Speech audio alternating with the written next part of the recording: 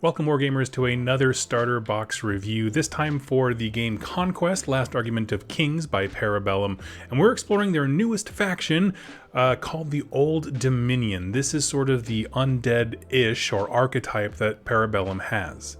They have some incredible models, and we're going to be exploring them here today. And if you've never seen one of these videos on my channel before, essentially what we do is we take one of the new starter boxes, look at the contents of it.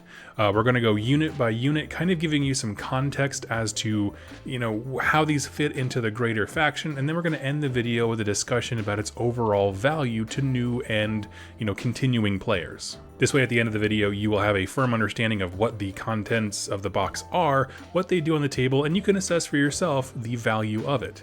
So with that out of the way, let's head over to the shared screen and explore what comes in the Old Dominion faction starter. And here we are on the Bellum sales page. You can see 164 US. We'll talk about the dollar value of that here in a second. But in the set, you will get 24 of a kit that you can build as Legionnaires or Praetorian Guard. For those of you who don't know, oftentimes in these mass army games, companies will make what they call multi-kits. One kit that can be built as one of two or more options. So in this case, you're getting two boxes, and you can build either one of those as Legionnaires or Praetorian Guard. You could have two of one of each, whatever you'd like. Same thing for the next set of units, which is Caris and Moroi. And again, we're going to be exploring every single one of these options. You also get a hero unit, and heroes are exceptionally important in Conquest. They make up a bulk of the rules and the kind of the direction an army can go, because your heroes determine which units they can take with them. Now, one thing I will spoil ahead is the Archimandrite is the perfect hero for this set, because you see how each unit that it comes with, the Legionnaires can also be built as Praetorian Guard, the Caris can be built as the Moroi, like all those options, he has access to every single one of them. So there's absolutely nothing else you need besides the starter set to begin playing. It's not like you have a random unit that you couldn't possibly use. Nope, every single option that comes in this box is available to this hero, and he supports them pretty well. You also get the command cards that you'll need for all these units, depending on what build you use, a printed rulebook, and this is the version 1.5 rulebook, so it is completely up to date. And a new thing that they've started putting in their boxes that I deeply appreciate is the Conquest Next Step Guide. So instead of being like a lot of other companies, you'll always see like advertisements for other models that they sell or something like that. Instead of just being an advertisement, these are really useful when it comes to Conquest in particular, because of the way that units and heroes work in terms of you have to pick a hero and they have certain units accessible to them, and some units are only accessible by certain heroes. So to clarify that, these little inserts give you a sense of like, if you wanted to build X kind of army, here's the kind of things that you would need. So instead of directing you necessarily like straight advertising, it's really informative for when new players jump into the game. I do appreciate that quite a bit. This way it'll kind of reduce, hopefully, the number of purchases like, oh, I bought this unit because it looks cool and, well, I don't have a hero to make it work yet, that kind of thing. Educating consumers is the way to get good sales, and I firmly believe that. Thank you, Bellum. Now, from our bird's eye view, of course, we have 4 units. With the Archimandrite, like I said, he can use every single one of them. We'll explore in a bit, but I will give a recommendation on how to build them, and that's purely if you're just buying one of these boxes to dip your toe into, so that everything is legal and above board and you're good to go. But on the whole, this does give you a great sampling of what makes this army so special. We have some wonderful models. I'll be throwing them up on the screen as we talk about the various unit options, along with some art here and there and that kind of thing. So you'll really get a sense of what the Old Dominion is like. Think Byzantine undead is sort of the general flair we're going for. Now, a note on financial value. Each of those units, so all one of 4, was going to set you back $43 on their store. I actually have the tab open here. You can see there's our Moroi dual kit one for $42.99, and here's the Legionnaires Praetorian kit, same price. When you do the math, essentially you get a discount on all 4 of those units, a free hero, which again can use all of them, which is fantastic, as well as your starter material, the rule book, and the expanding from here next step guide. So like, I think in terms of a financial value, this is stellar, and it accounts for nearly all of the kits that exist for the Old Dominion right now.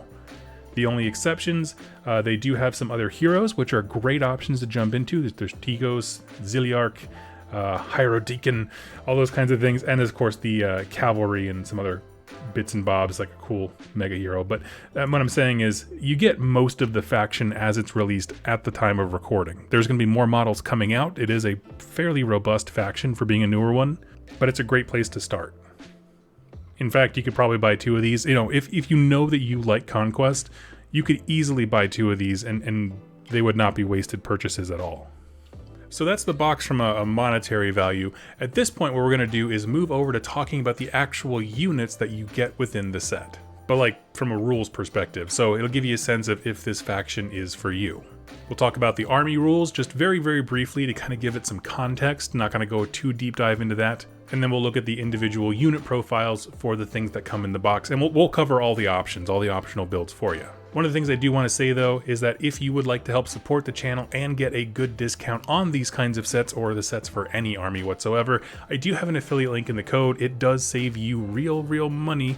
I believe it's 10 or 15% off your purchases from the Bellum website and goes an exceptionally long way to supporting me as a content creator. It lets me know that you like Conquest content, that was hard to say, and goes a long way to supporting me, my wife, our cat, this whole house, everything. So thank you so much to everyone who's already used that link. All right, so I have a couple of tabs pulled up. We have the army builder here where we can look at the individual units and get some good information on them. I also have, where is it at? Here is the army rules. Now, as I said in my little intro thing here, I'm not going to go read these word for word. I'm assuming you're perfectly capable of reading yourselves. I believe in you. You are smart. But I am going to give a very brief overview for those of you who are hobbying and just kind of casually trying to understand what the faction is about. I'll have a link directly to this document. Again, the army rules down below in the description. It's important that I stress this to you. If you're looking at Conquest as a game, the core rules are free and each army's rules are free. They are updated constantly. Bellum is great about announcing updates. It's just stellar. So if you were playing like say Age of Sigmar or 40k or many other games, this is like the equivalent of their Codex or Battle Tome or something like that. So let's dig in. First off, for the army rules, we have essentially 3 army rules at any given time for this faction. Okay, I'm just going to give you a little spoiler. This is a rules-heavy army, but if you can just take the time to learn the rules for the individual units and how they work with the army rules, it is a very rewarding faction. Like, the toolbox is deep. If you're someone who likes puzzles and trying to figure out ways to like balance your losses with, you know, the strength of your army, which is a very undead thing, right? You have your hordes of guys dying, and all that does is allow the real nasty things to get powered up and into combat. This is the army for you. First up is Animate Vessel. Now, any regiments that have the Animate Vessel special rule, it's referencing this entire top section right here, okay? And essentially for them, they gain Terrifying 1, which means people don't really want to do combat against them because they're getting scared all heck. And they may not ever perform an Inspire action. Normally, when 2 regiments clash in melee combat, when you activate them, you'll go, okay, I'm going to Inspire, giving you +1 to your clash value, making you better in combat. And then for your second action, you attack and you clash and you have all kinds of bloodshed and stuff. Well, these guys, if you have Animate Vessel, you cannot Inspire. Now, a little asterisk after that is that you do still get the benefits of inspiration if you, like, say, charge. Charge is a separate action, but when you charge, you also get +1 to your clash. So, like, it's not saying you can't get any positive modifiers. It's specifically that single action that you can't do. Now, in addition to all of that, these, to represent undead units, don't have a resolve value, meaning they never get scared. Normally in Conquest, you don't take resolve tests to see if people run away at ranged attacks, but you do in melee, and it can be a devastating attack on some armies to reduce their resolve or mess with resolve, something like that. These guys, they do not do resolve checks, period, if you have the Animate Vessel rule. But keep in mind, you can still be broken and shattered. And then those are more related to if you lose a certain number of stands depending on the size of the regiment. So if you lose half your stands, you're broken. I believe it's if you lose another half after that, you are shattered. And you just take the unit off the table. The idea is it's such a devastating loss so quickly that they just scatter to the wind. So that's an interesting look. We have some real positives. You know, getting, Terrifying 1 is a fantastic special rule. So is ignoring all, resolve checks and stuff like that. It's just amazing. But the negatives are also very prevalent there too. Not being able to inspire means once your troops get stuck in, they're going to struggle a bit to do combat damage, at least compared to the way other units could in the same position. Now, scrolling down here just a smidge to our next rule, we have Memories of Old. This one is sort of a broad one, and it's going to be explored on a unit-by-unit basis, and that's exactly what we'll do. But every single regiment, meaning unit in this army, has some memories of old, or at least the vast majority of them do. And what that is, it's a special action that unit can make. I'm using unit and regiment interchangeably. I apologize. My brain is a bit broken from going game to game to game. But essentially, instead of having actions like Inspire available to them, on their unit entry, they will have their own action. And so, instead of taking the base actions that every faction has access to, you can instead choose to do your Memories of Old action, which, it'll be on the unit card what exactly that does. And it's things like providing a special rule, like Cleave, so you'll do armor penetration better, or it could be like a draw event, like Bastion, which raises your defense. And in either case, the ability is considered to be active and the regiment receives its benefits immediately. So they can do an action, get this special rule. Now, the reason that this is important is because as this game goes on, these special actions, the reason that they're not just general capital A actions and they are called Memories of Old is because this army will manipulate Memories of Old rules to allow you to do them for free or as draw events, rather than having to spend an action to do so. So the army will become more efficient. Right now, it's an option that's available to all your regiments, but over the course of the game, it'll become an additional thing in addition to your normal 2 actions. So there's some really cool things there as we will explore. You will see they make generous use of this. And for their last army-wide rule, again, I know this is a lot to take in, but a lot of these things you can do one at a time, really focus on learning one before the next. This last one's called Empowerment. And essentially, each time a stand belonging to any regiment in the army with the Animate Vessel special rule is destroyed, you gain 1 Dark Power token. Now, I'm going to pause there. When you think about that, when I first read it, I mistook it for like when each unit or regiment gets destroyed. No, it's stand. And if we look back at our Conquest Army starter set here, we can see we have 12 stands within the regiments here. We have 3 stands per unit. So that's a very important distinction between a regiment and a stand. Each time a stand is destroyed, you gain 1 Dark Power token. When you gain one of these things, you have to allocate it to one of 2 pools, the Dark Power or the Fallen Pantheon pool. The more Dark Power tokens an empowerment pool has, the greater the tier of that empowerment pool will be. So as you unlock tiers, you will start getting new abilities. And to oversimplify this a lot, guys, as your units die, you gain special rules. That's it. You just get a choice into which tier you want to focus into, which kinds of special rules you want to achieve. Certain heroes, not the one that comes in the starter set, but the other ones that you can build on later, they will be able to manipulate the tier system and even take it a step further and stuff like that. So it's a big system. It's very robust. I like the fact that they gave you the Archimandrite as your hero because he frankly does the least amount of manipulation with the tier system. I mean, he has some gimmicks, but compared to some of the other heroes, he does not do a whole lot of manipulating with it, which is good for learning. And you see here at the bottom, when playing a 2,000 point battle, here's how it works. You start at tier 1, you have between 0 and 6 tokens, which means 2 regiments, typically, being 3 stands each, have to die before you crank up to tier 2, which is now between 7 and 15 tokens. And again, there's 2 separate pools, and you can lean into one or spread them around. With these kinds of costs, I would wager to lean into one. That's just my gut reaction, but whatever. And then tier 3 is 16 to 20 or more tokens. And then there is a corner case where there is a tier 4, which is 21 and up. But it's only if you take some very specific characters. Of course, they're bolded right here. It says only. I'll let you read about those later on because they're not relevant to our starter set here. And there is also this caveat, which is when playing smaller or larger battles, reduce or increase the threshold of these levels by 1 for every 3 200 points. So this means you're not always locked into playing a 2,000 point game. You can do a 1,500 point game or a 1,400 point game. Just work with the values, figure it out with your opponent, and it'll work totally fine. Now, I'm not going to go into detail about what all of these tiers do. I'm going to leave this, like I said, as a link down below.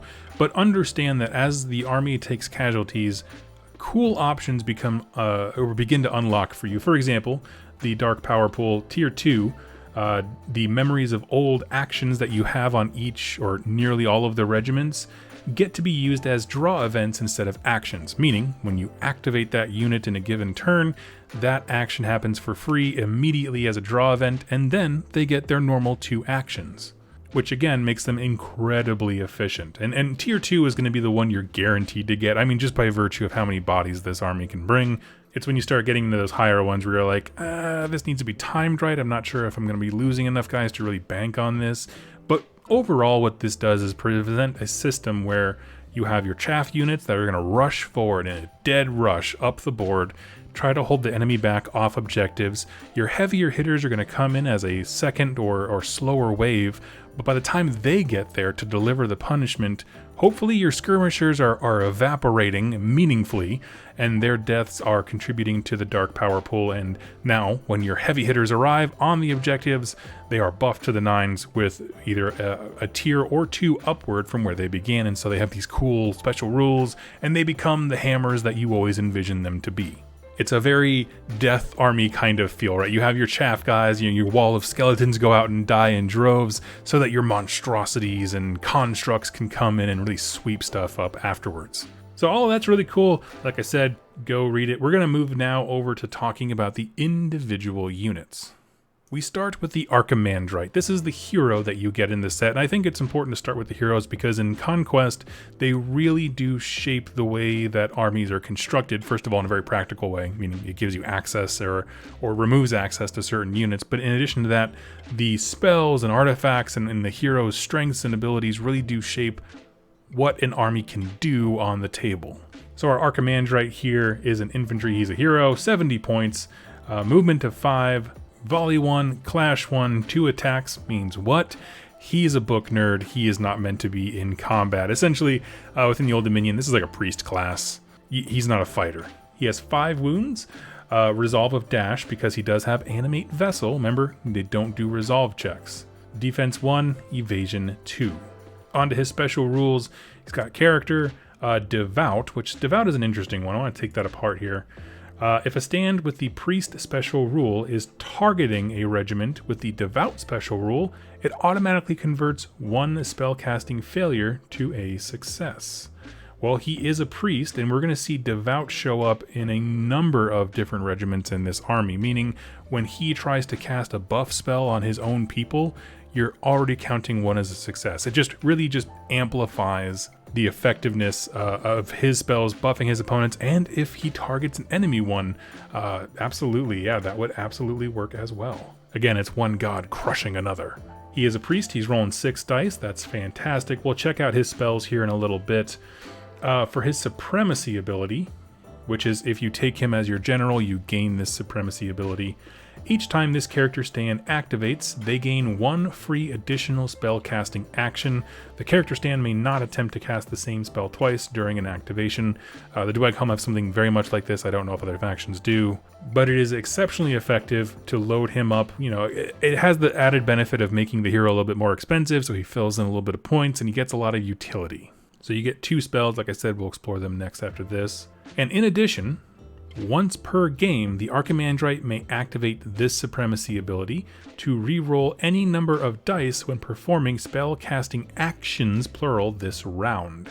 So, he casts 2 spells every single turn, but on a turn where you need it, and it is clutch, he can activate the second part of that and get re-rolling spellcasts for a turn. So if you put him in position, you have a failsafe for if his spells just absolutely whiff.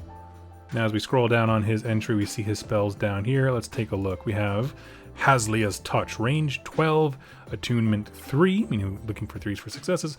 Target friendly regiment heals 1 plus X wounds, where X is the current tier of the Dark power pool. Again, he's leaning into one particular type of power pool, the dark power one. That's the one we explored earlier. So a fantastic use of that. Being able to heal regiments in this game is phenomenal on its own. See the Woodrune War Queen for being amazing at doing that. But also remember, every time a stand is destroyed, you gain dark power, whatever that resource mechanic is. Well, that means if you're healing units, you're adding stands back, which means you can then convert that into more dark power points. So this is actually quite good. If you have a unit that has say it's lost a stand and healing it, at a minimum you'll get 2, right? Heal 2 guys. If that can put on another stand back on the board, even if it's at half health, who cares? Do it. So that is a really cool utility one. For 25 points, I think with him being able to cast 2, if he's your general, that's a pretty good investment, I would say, in my opinion. Next is Dark Immolition, range only 8, but it's targeting friendly stuff, so don't worry about it too much. Attunement 3 and scaling, meaning it gets harder with larger and larger units. Target friendly regiment gains Aura of Death plus X, where X is the current tier of the dark power pool. If you're not familiar with this, Aura of Death, and I'm just going to read the end here, it caps out at a maximum of Aura of Death 5. Essentially the way that works is anytime an enemy regiment ends its activation in contact with stands that have Aura of Death, they essentially take hits and then have to defend against those and could lead to more suffering. So it just makes it a nasty proposition to get stuck in with units that have Aura of Death. And so, when you start at tier 1, it's going to be Aura of Death 1. As that tier increases, of course, it'll keep going up and up and up. Next one is Blasphemous Power. Range 12 inches, attunement 3, and scaling. Again, harder against larger units, but this is again targeting a friendly one. Target friendly regiment counts as if it's under the effects of the Dark One power pool tier, 1 higher than it is. And it cannot grant the tier 4, the ones that are locked behind very specific abilities and artifacts or whatever. And if it's already under the effects of the highest, dark power tier, then it gains Flurry and Decay 2. Now Decay is a rough one. You don't want to overbuff these guys. You're putting too much power of a god into your basic mortal shells, essentially, and your guys start to burn out a bit. It's their way of disincentivizing you from just death starring one unit into oblivion. Essentially, after it activates, Decay kicks in and they have a chance of being hurt themselves. Sort of like a Aura of Death, but it works against you. But they also gain Flurry, allowing them to reroll hits. Honestly, I'm not the biggest fan of this one. If you think that you are going to be hitting the highest tier of whatever power pool you're working on, for me, just being able to pick a unit and have it work at 1 tier higher, I think is a great utility, but it's not something I would overcharge a unit to do. So it's cool. I mean, some of these will allow them to swing above their weight class. Again, freeing up an action when you go from tier 1 to tier 2 because it makes their old memories a draw event rather than an action. That's awesome. So it's going to matter drastically depending on, what old memories or what effects that tier has on a particular unit. It's really an unclear one without some context. I mean, without, an army and kind of an idea of who you want to use it on. And the last one here for 15 points is Unholy Baptism. Range 14, attunement 3, and scaling. Target enemy regiment receives 1 hit for each success. These hits have the armor piercing 1 rule, essentially a magic missile. And honestly, if he can do 2 a turn, 2 spells that is, I don't see a problem in taking this. It certainly wouldn't be a waste. He can also have 2 artifacts, let's see, from the Dark Blessings, right? Archimandrite can have 2 Dark Blessings at the indicated points cost. Essentially, that's their artifacts. That's it. He gets arcane stuff. For his Warband, again, I'm just kind of hopping around here for things that are relevant for the starter set. As a mainstay, he can have Cultists, Carries, and Legionnaires. Well, 2 of those come in the starter set. Legionnaires and Carries, however many you want to build of those.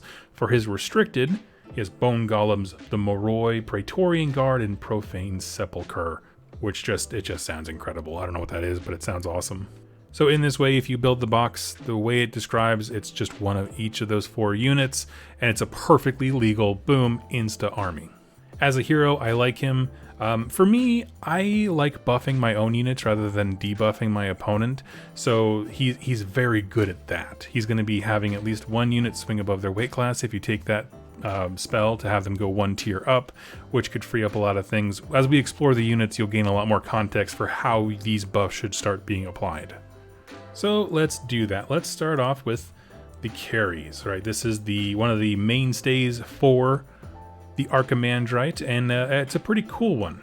It's an infantry type, light class, meaning it can contest objectives, but it can't claim them, but you're hoping your light units surge up the board to start causing trouble early on. Coming in at 150 points for 3 stands, they have a movement value of 6, which is pretty on par, pretty good. Volley 2, clash of 1, 1 attack, 1 wound each, no resolve again because they are animate vessel special rule guys. Defense 1 and evasion 2. Right off the bat, these guys have a ranged attack profile, meaning, Volley 2 with a clash of 1 is kind of like the hallmark of that, right? These guys, they don't want to be fighting, but they'd rather be staying back and shooting, which is confirmed as we moved into their special rules. Strong arm, just to be very brief, means they don't count as being obscured shots if they are beyond half range, whereas any other unit that doesn't have that rule in Conquest would normally shoot half the amount of shots they would if they start shooting at long range, meaning 50% or higher of their range value. Now I'm going to kind of jump around the special rules here, putting them in an order I think is much more sensical than what they have here on the website. So strong arm, they don't take penalties to long range shooting. Next they have sure shot. Stands with this special rule never count their volley actions as obscured by intervening regiments or terrain. However, spells and long range can still obscure targets, meaning the only thing between those two rules that can make these guys obscured to their shots, meaning they reduce the number of shots they take at enemies, is a spell effect, which is awesome. Combined with barrage 16 inches, meaning each one of them is going to get 1 shot, and it's almost never going to count as obscured again, unless there's a specific effect on them, like a spell. So 16 inches, a fully effective range, is pretty awesome. Point and click. Now, the other special rules they have are really, really interesting as well. For example, they have obscured, meaning ranged attacks against this unit always count as being obscured. So they're really good at shooting people regardless of how much defense they try to put around them, and are, conversely, really hard to shoot. If there is an archer regiment 3 inches from these guys' face, they count as obscured. That's mean. Because a lot of the other light units that they're going to be surging across the board to get into, like to tie up, and you don't have to get into melee, but just to kind of contest stuff with, are going to be light units, and a lot of those have guns and stuff like that. They're not going to be peppered on their way up the board. They also have Devout, meaning again, if a stand with the Priest special rule is targeting a unit that has the Devout special rule, one of those spellcasting things causes a success, meaning they take buffs from the Archimandrite exceptionally well. Animate Vessel we went through, they don't take resolve checks, they can't use Inspire, and they are terrifying.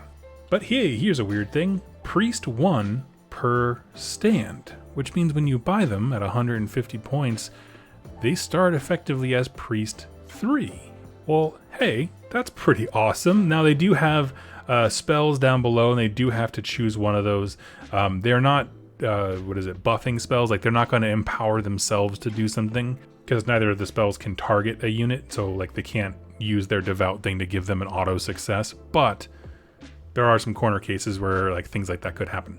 So let's check out the spells that they have, right? We're Priest 1 per stand. So first off, we have Drain Will. Range 12, attunement 3, and scaling. If the caster scores 1 to 3 successes, then reduce the target enemy regiment's defense value by 1 until the end of the round. If the caster has 4 or more successes, then the target regiment receives 1 additional hit from any aura of death effects until the end of the round, in addition to reducing its defense.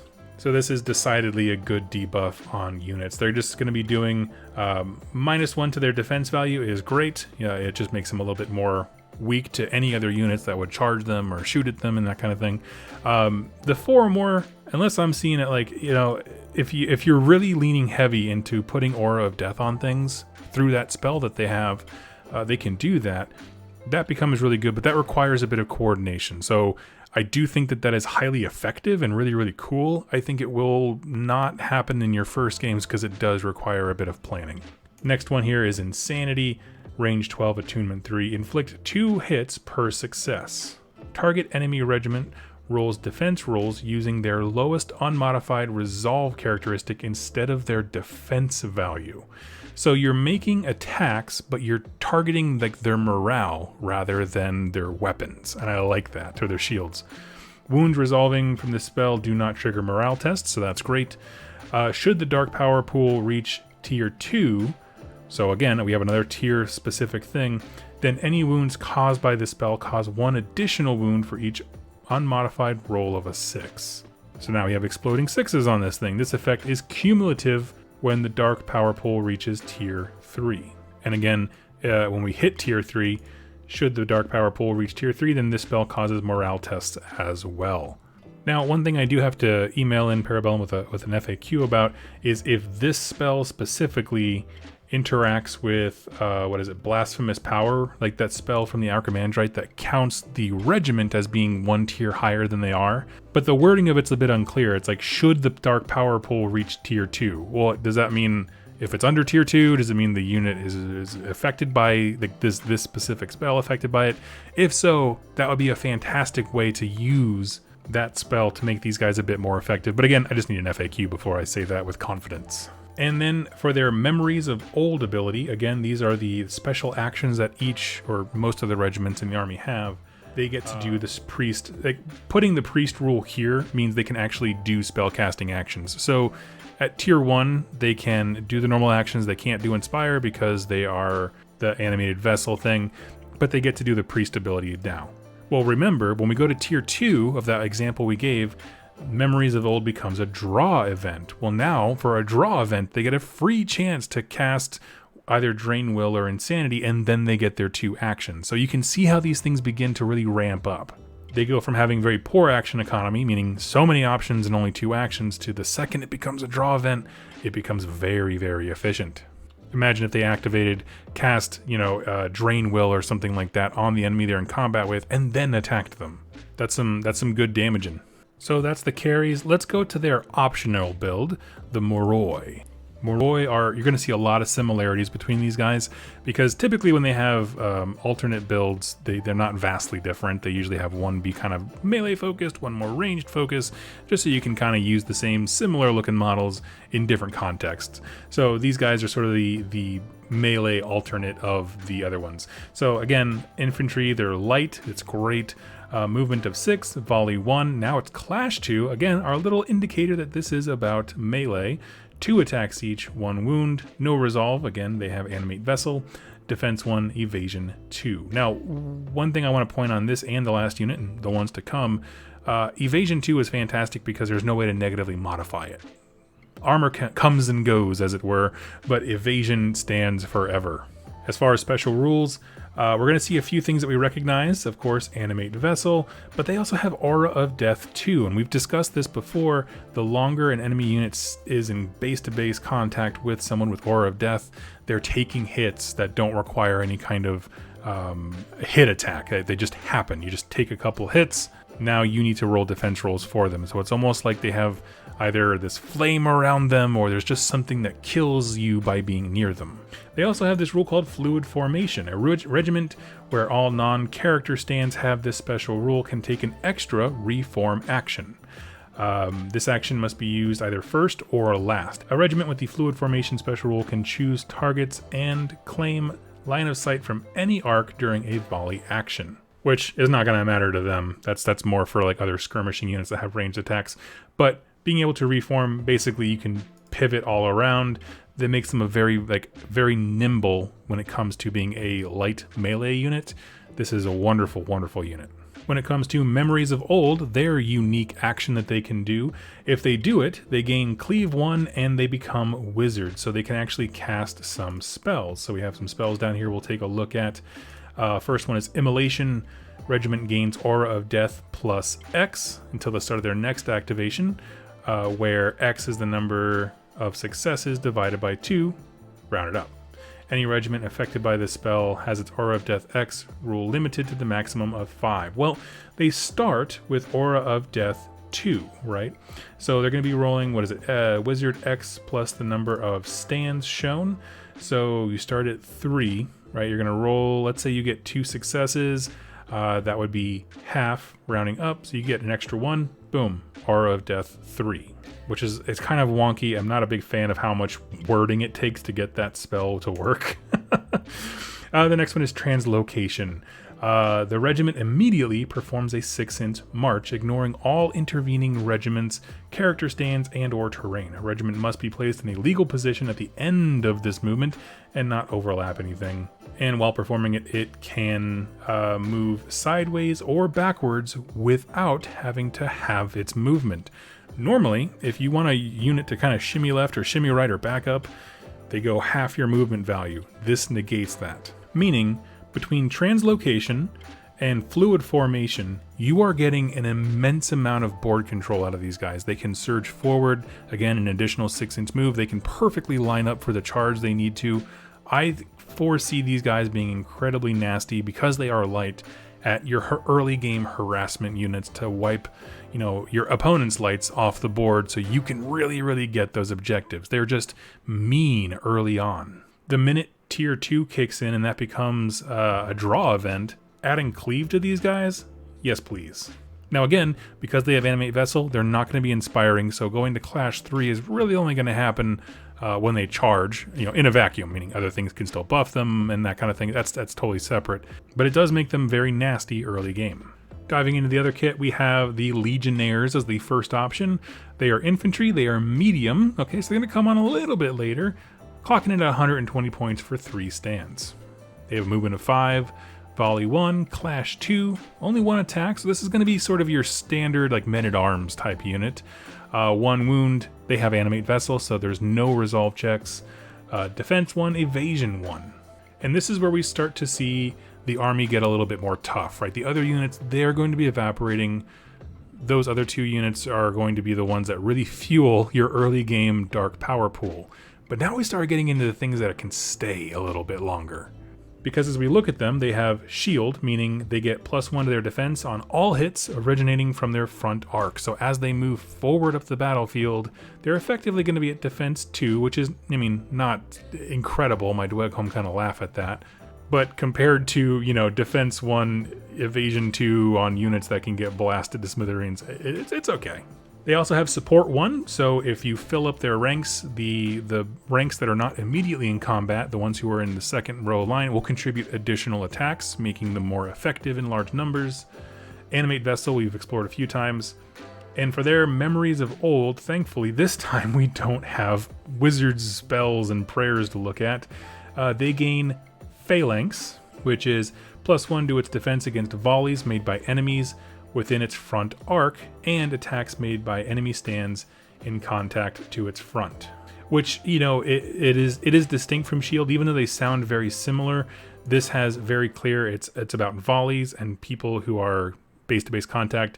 Things like spells and that kind of stuff would also affect shield. So they do complement one another. It does make them very tanky and effective. They also gain support +1, meaning those back ranks are now contributing, I believe, a sum total of 3 attacks each rather than just 1. So that is nasty. So they start off as a pretty meh, all things considered. It's your base filler infantry unit. They're not supposed to be stellar in every possible way. But when they do start tapping into the memories of old, they start really swinging above their weight class, and that's awesome. It costs 40 points to add a stand. They can do things like an icon bearer. This model must always be the last casualty removed from a regiment. When this model is removed, add 1 additional token to the empowerment pools. I like that one a lot. It just gives them a lot of significance as they die. You also have the standard bearer, which gives you +2 inches to your second move action. For theirs, it's add 1 to the march distance, not the march characteristic, on the second march action, and they can also reroll failed charge rolls. Leaders are free, these give you +1 attack, and they do have some command models. I'm not going to go into these right now because, quite frankly, none of them are released, but they all contribute to buffing this unit by giving it things like Bastion or Fury or that kind of stuff, just making it a bit more effective. These are very special expensive command models to add on to any regiment. And lastly, we have the Praetorian Guard. This is the optional build alongside the Legionnaires, and where the Legionnaires can be built to be more offensive, I mean with ranks and ranks of troops all offering support and phalanx and that kind of stuff. The Praetorian Guard is much more defensive rather than being offensive. They are, again, infantry, medium, and they clock in at 165 for 3, and then 55 more points if you want to do more bases or stands. Their stat line is a bit more, I would say, elevated than the other guys. These are more slightly elite infantry units. Movement of 5, volley 1, clash 2, 1 attack each, 1 wound. Again, no resolve. They have animate vessel. Defense 2, so it's starting 1 higher, and evasion 1. They also have shield, so they're going to be functionally defense 3 got anything coming from their front arc. Animate vessel again, and they also have phalanx as their memories of old, so they can go all the way up to defense 4 in the right kind of situations. However, they also have a draw event. Now you can only, my understanding is you have to choose 1 draw event. That's, if I'm incorrect, please let me know in the comments. But Bastion 1 gives them just a straight up plus to their defense. So, you know, between memories of old, you don't even need that to get that as a draw event. You could just do that as an action. You know, like let's say they get locked into combat, you attack, and then you phalanx or memories of old. But they already had the draw event Bastion, so you're cranking that sucker. These guys can be a brick. Same thing for Icon Bearer. When this unit is finally dead and the Icon Bearer goes away, he adds 1 dark power thing to each of your pools. Standard Bearer is giving you extra movement and rerolling charges. I just think they're phenomenal. They're a great objective holder.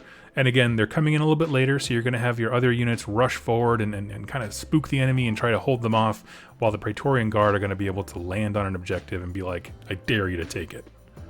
So very, very cool there. And that is it for the units that you get inside the Old Dominion starter set. Now let's kind of step back a little bit and kind of break this down smidge for us. First of all, I love the units that they gave you because they have such clear roles, right? I'm going to jumble up the names a little bit, so if you see me referencing the side here, I apologize for that. The Caries and Moroi are fantastic as your light unit options, giving you a light ranged attack and a light melee option.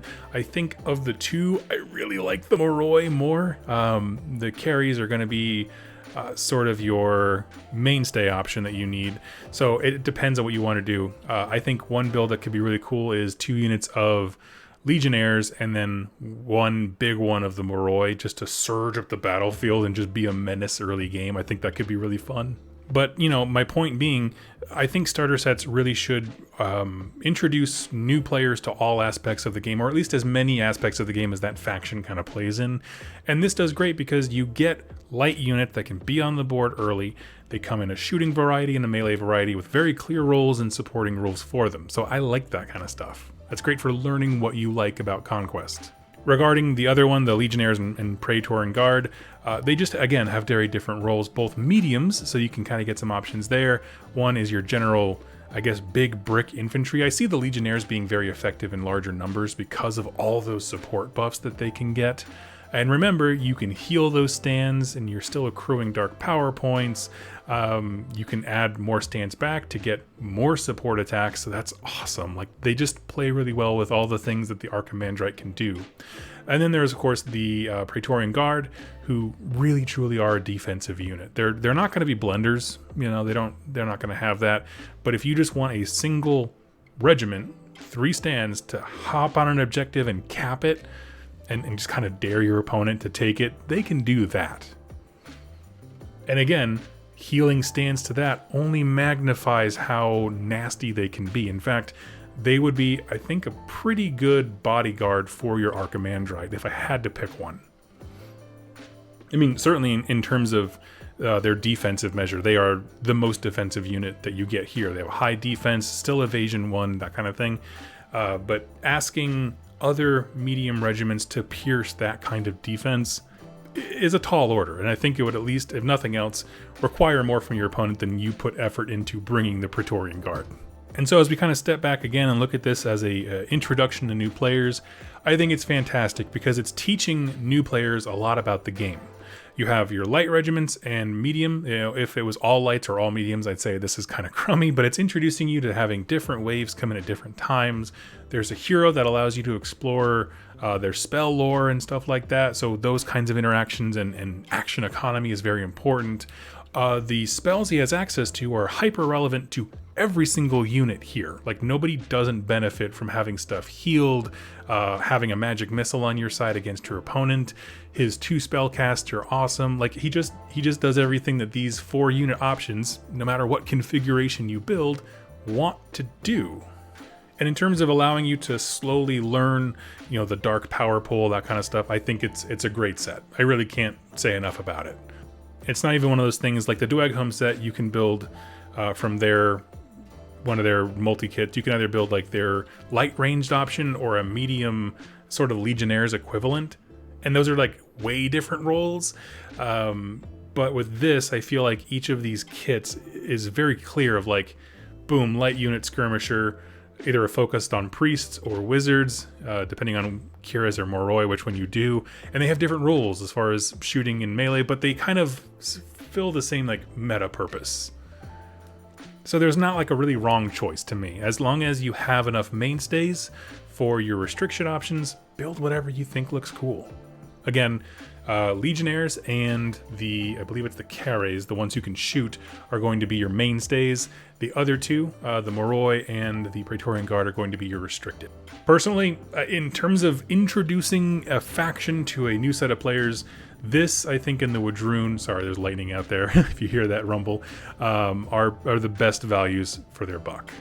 I could easily see people buying 2 to 3 of these boxes just because of the money saving that they do. It has diminishing returns because you don't need a ton of Archimandrites and rule books and that kind of thing. But just in terms of the sheer, you know, units that you get all at once, and with the fact that these represent a good portion of Wave 1 launches for the Old Dominion, it's a no-brainer. So friends, that's going to do it for me. Thank you so much for sitting through all of this with me. I really do hope that you enjoyed it. As I said before, if you're interested in this or any Conquest faction or want to learn more about the game, I have a whole bunch of videos here on the channel regarding it. It is swiftly becoming one of my favorite miniature games, if not the favorite game for sure. And Bellum is just awesome to work with, and I would just really love for you to see what it's like when a games company, a miniatures company, is just excessively excited about its product. If you want to check out the store, see the models for yourself, I do have that affiliate link down below, and like I said, it goes a long way to supporting me and putting a roof over my head and making sure this camera keeps a running. So thank you all so much for watching and listening, and I'll catch you in my next Conquest video. Happy wargaming.